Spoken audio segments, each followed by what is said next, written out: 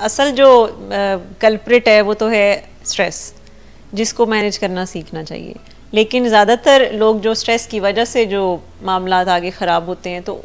उसका हल ढूंढ लेते हैं, लेकिन जो ओरिजिनल प्रॉब्लम थी, फाउंडेशन थी, जहाँ से ये सारी बीमारियाँ शुरू होती हैं, तो उसको वो वहीं का वहीं होता है। एक तो शेम भी बहुत ज़्यादा समझी जाती है इस हवाले से कि अगर कोई किसी को स्ट्रेस है और वो अब किसी से हेल्प लेना चाह रहे हैं तो उसके पीछे कहीं ना कहीं शेम भी होती है कि पता नहीं कोई ये तो कोई ज़हनी सेहत की ख़राबी की बात होगी तो लोग क्या कहेंगे, क्योंकि मेंटल हेल्थ के साथ एक स्टिग्मा है जो जुड़ा होता है। जिस्मानी बीमारियों के साथ उतना स्टिग्मा नहीं है। जैसे कि मैंने अभी जितनी भी जिस्मानी बीमारियों की बात की,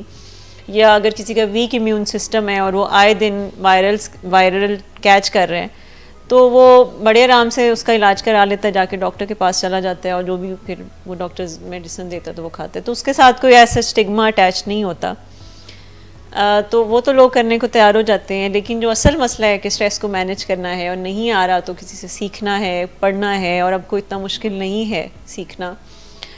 उस पर लोग ज़्यादा काम नहीं करते। लेकिन इसकी तरफ तवज्जो बहुत ज़्यादा देने की ज़रूरत है कि हम अपनी मेंटल हेल्थ का ख़ास ख्याल रखें, क्योंकि ये वरी जो है, ये मैंने जैसे इतनी बीमारियों का भी जिक्र किया है, तो ये जड़ है बहुत सारी जिस्मानी बीमारियों की, ये जो मेंटल हेल्थ की ख़राबी हमारी होती है। और इसको उसी तरह से डील करना चाहिए जैसे कि हम बाकी अपनी सिम्टम्स को, फ़िज़िकल सिम्टम्स को डील करते हैं। ये इस मसले का हल नहीं होगा कि अगर हमें हमारा वज़न बढ़ गया है बिकॉज हम स्ट्रेस ईटिंग बहुत ज़्यादा करते हैं तो हम जाके तो कोई ऐसे प्रोसीजर करवा लें, कोई शॉर्टकट्स ढूंढ लें कि वज़न कम हो जाए, तो ब्रेन की तो हेल्थ पे कोई काम नहीं हुआ। तो मेंटल हेल्थ पे काम करना उतना ही ज़रूरी है जितना कि फिर बाकी इलनेसेस के साथ कोप करना है। फिर जब ये बीमारियाँ हो जाती हैं और फ़र्ज़ करें कि किसी को बीमारियाँ इस वजह से हो गई हैं कि वो बहुत ज़्यादा वरिड रहा था और उसने उसका इस बात का कुछ नहीं किया, फिर भी अगर वो अपनी मेंटल हेल्थ का कुछ ख्याल कर ले तब भी तो भी उसकी कोपिंग अच्छी हो जाएगी। यानी अगर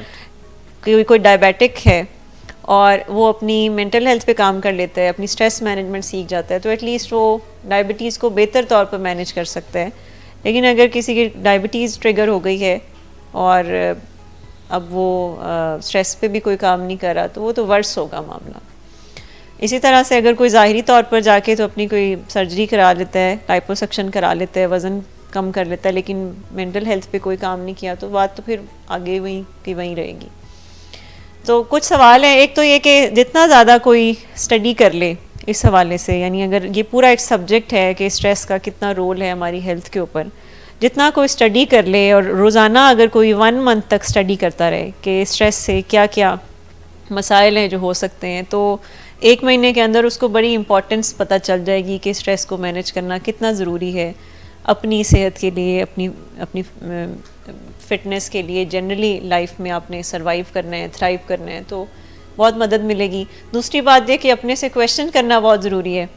कि जो लोग कॉन्स्टेंटली वरिड रहते हैं, मसले का हल नहीं ढूंढते, फ़िक्रों में कई दिन गुजार देते हैं, कई हफ्ते, कई रातें वो जाग के गुजार लेते हैं कि फ़िक्रमंद रह रहे हैं, मसले का सलूशन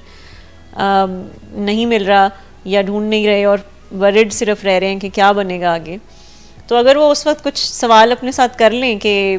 मुझे क्या बीमार होना चाह रहा हूँ मैं, बिकॉज़ ये तो बीमारी को दावत देने वाली बात है अगर आप अपनी स्ट्रेस को मैनेज नहीं कर पा रहे और सलूशन की बजाय प्रॉब्लम के बारे में ज़्यादा सोच रहे हैं। और वाज़-ओ-क़ात मुस्तक़बिल के बारे में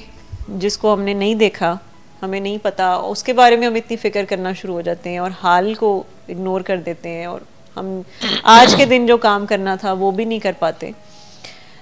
इससे और ज़्यादा फ़िक्रमंदी सामने आती है।